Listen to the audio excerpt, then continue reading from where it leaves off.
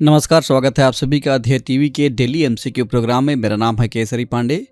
जैसा कि आप जानते हैं, इस कार्यक्रम में हम आईएएस और पीसीएस जैसी प्रतियोगी परीक्षाओं के लिए महत्वपूर्ण बहुविकल्पीय प्रश्नों पर चर्चा करते हैं। आपका शुक्र है कि इस कार्यक्रम को आपका ढेर सारा प्यार मिल रहा है। तो शुरुआत करते हैं आज के एमसीक्यू का और लेते हैं पहला प्रश्न। राजा महेंद्र प्रताप सिंह के संदर्भ में निम्नलिखित कथनों में से कौन सा अथवा कौन से कथन सत्य हैं? पहला, इन्हें साल 1932 के नोबेल शांति पुरस्कार के लिए नामांकित किया गया था। दूसरा, इन्होंने द्वितीय विश्व युद्ध के दौरान काबुल में भारत की अंतरिम सरकार की स्थापना की थी। ऑप्शंस है ए केवल एक, बी केवल दो, सी एक और दो दोनों, अथवा डी इनमें से कोई नहीं, यानी ना तो एक ना ही दो।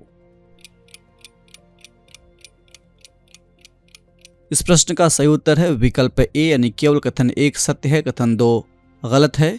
कैसे गलत है, इसके लिए देखते हैं व्याख्या को। राजा महेंद्र प्रताप एक महान स्वतंत्रता सेनानी, शिक्षाविद और समाज सुधारक थे। इनका जन्म साल 1886 में उत्तर प्रदेश के हाथरस जिले में हुआ था। इन्होंने स्वयं को राष्ट्रपति घोषित करते हुए साल 1915 में, यानी कि पहले विश्व युद्ध के दौरान अफगानिस्तान में भारत की पहली अस्थायी सरकार बाग ए बाबर की स्थापना की थी। साल 1932 में इन्हें नोबेल शांति पुरस्कार के लिए नामांकित भी किया गया था। ये भारत की आज़ादी के एक साल पहले ही भारत लौट आए और समाज सेवा के कामों में सक्रिय हो गए। बाद में ये लोकसभा सदस्य भी बने। 29 अप्रैल 1979 को इनका निधन हो गया था, यानी बीते 29 अप्रैल को राजा महेंद्र प्रताप की पुण्यतिथि थी। इसी कारण इस प्रश्न को शामिल किया गया। वैसे भी राजा महेंद्र प्रताप पिछले एक साल से लगातार चर्चा में बने हुए हैं, तो इनके बारे में थोड़ी बहुत जानकारी आपको रखनी चाहिए। बढ़ते हैं दूसरे प्रश्न की ओर। हरि सिंह नलवा के संदर्भ में निम्नलिखित में से कौन सा अथवा कौन से कथन सत्य हैं? पहला, सरकार ने साल 2013 में उनकी बहादुरी और पराक्रम के लिए एक डाक टिकट जारी किया था उनके नाम पर। दूसरा, ये महाराजा रणजीत सिंह की सेना में सेनापति थे। विकल्प हैं ए केवल एक, बी केवल दो, सी एक और दो दोनों, अथवा डी इनमें से कोई नहीं। इस प्रश्न का सही उत्तर है विकल्प सी, यानी दोनों कथन सत्य हैं। इसकी व्याख्या देख लेते हैं। हरि सिंह नलवा पंजाब के सिख साम्राज्य के संस्थापक महाराजा रणजीत सिंह की सेना में सेनाध्यक्ष अथवा सेनापति थे। वे कश्मीर, हजारा और पेशावर के गवर्नर रहे और अफगानिस्तान विजय के कारण इन्हें काफ़ी ख्याति मिली। दरअसल अफगानिस्तान को एक ऐसा इलाका माना जाता था जिसे जितना संभव नहीं माना जा रहा था, लेकिन ये हरि सिंह नलवा ही थे जिन्होंने पहली बार अफगानिस्तान सीमा और खैबर दर्रे के साथ कई क्षेत्रों पर नियंत्रण कर अफगानों के आक्रमण से उत्तर पश्चिमी सीमा को सुरक्षित किया। भारत सरकार ने साल 2013 में उनकी बहादुरी और पराक्रम का सम्मान करते हुए उनके नाम पर एक डाक टिकट जारी किया था। 30 अप्रैल 1837 को हरि सिंह नलवा का निधन हो गया था, यानी आज इनकी पुण्यतिथि है। ध्यान रहे कि आपको सारे जयंती या फिर पुण्यतिथि याद नहीं रखने हैं, जो महत्वपूर्ण हैं उनको ही याद रखने हैं। और खासकर एग्जाम डेट के आसपास की जो महत्वपूर्ण तिथियां होती हैं उनके बारे में आपको जानकारी रखनी चाहिए, या फिर ऐसे विभूतियों की या ऐसी घटनाओं की जो वर्षगांठ होती है, जो साल भर के दौरान भारी चर्चा में होते हैं, उनके बारे में आपको जानना चाहिए। बढ़ते हैं तीसरे प्रश्न की ओर। सेमीकंडक्टर चिप्स के संबंध में निम्नलिखित में से कौन सा कथन असत्य है, यानी आपको गलत कथन बताना है। आपके विकल्प हैं ए सेमीकंडक्टर चिप्स सिलिकॉन से बने होते हैं, बी ये किसी भी विद्युत सर्किट में इलेक्ट्रिसिटी नियंत्रित करने के काम आते हैं, सी इसके निर्माण को बढ़ावा देने के मकसद से सरकार ने बीते 29 अप्रैल को भारत के दूसरे सेमिकॉन इंडिया 2022 सम्मेलन का आयोजन किया, और विकल्प डी मौजूदा वक्त में हम करीब 1.76 लाख करोड़ रुपए के मूल्य का सेमीकंडक्टर चिप बाहर से यानी विदेशों से आयात कर रहे हैं। इस प्रश्न का सही उत्तर है विकल्प सी, यानी सी में दिया गया कथन गलत है। इसकी व्याख्या देख लेते हैं। सेमीकंडक्टर चिप सिलिकॉन से बने होते हैं और किसी भी विद्युत सर्किट में इलेक्ट्रिसिटी नियंत्रित करने के काम आते हैं। दूसरे शब्दों में कहें तो ये इलेक्ट्रॉनिक सामानों को ऑटोमेटिक तौर पर चलाने में मदद करती है। उदाहरण के तौर पर स्मार्ट वॉशिंग मशीन में कपड़े पूरी तरह धुल जाने के बाद मशीन अपने आप बंद हो जाती है। दरअसल कोरोना की वजह से लगे लॉकडाउन के बाद से दुनिया भर में सेमीकंडक्टर चिप्स की भारी कमी शुरू हो गई।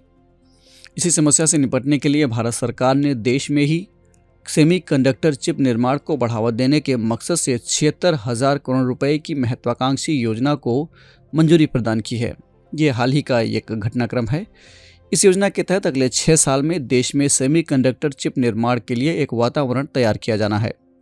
इसी क्रम में बीते 29 अप्रैल को प्रधानमंत्री नरेंद्र मोदी ने बेंगलुरु में भारत के पहले सेमिकॉन इंडिया 2022 सम्मेलन का उद्घाटन किया, जबकि प्रश्न के कथन में दूसरे सेमिकॉन का नाम लिया गया है।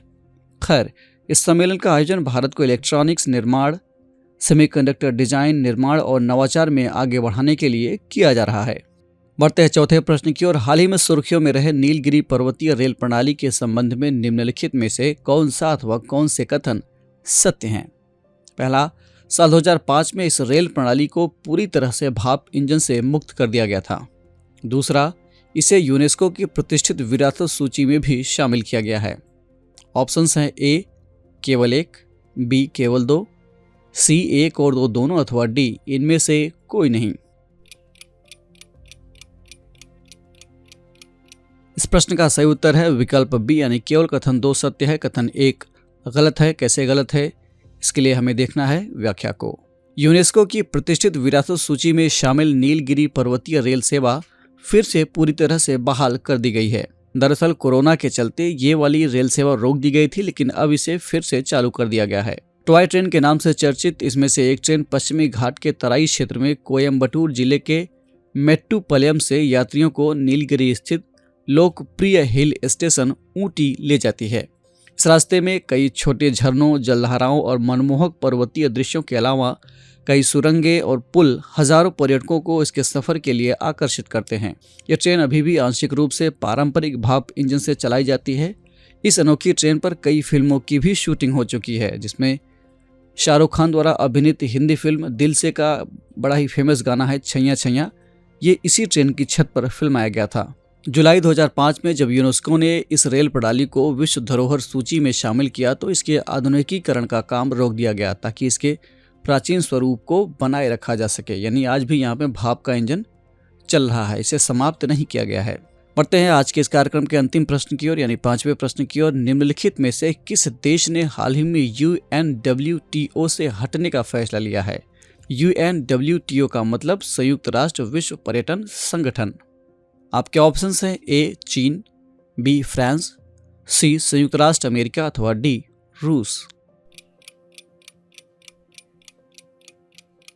इस प्रश्न का सही उत्तर है विकल्प डी यानी रूस ने UNWTO का सदस्यता छोड़ने का फैसला लिया है। इसकी व्याख्या देख लेते हैं।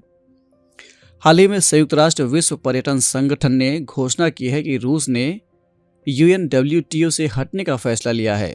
बता दें कि UNWTO संयुक्त राष्ट्र के तहत कार्यरत एक अंतर सरकारी निकाय है जो पर्यटन को बढ़ावा देता है और राष्ट्रों यानी देशों के बीच अंतर्राष्ट्रीय व्यापार की सुविधा प्रदान करता है। इसका मुख्यालय स्पेन के मैड्रिड शहर में स्थित है। इसकी स्थापना साल 1975 में हुई थी। लगभग 150 लोगों को रोजगार देने वाली इस एजेंसी ने हाल ही में चेतावनी दी है कि यूक्रेन में संघर्ष और कोरोना महामारी के कारण वैश्विक पर्यटन क्षेत्र में सुधार होने में और भी ज्यादा देरी होने वाली है। तो ये था आज का डेली MCQ कार्यक्रम। कमेंट करके हमें ज़रूर बताएगा कि आपके 5 में से कितने प्रश्न सही हुए। अगर आपको ये कार्यक्रम अच्छा लगा तो ध्येय के इस चैनल को लाइक, सब्सक्राइब अथवा शेयर करना ना भूलें। साथ ही बेल आइकन भी प्रेस करें ताकि आपको हमारे आने वाले सभी प्रोग्राम का नोटिफिकेशन मिलता रहे। हम फिर मिलेंगे एक नए कार्यक्रम के साथ। तब तक के लिए पढ़ते रहिए और बढ़ते रहिए। नमस्कार।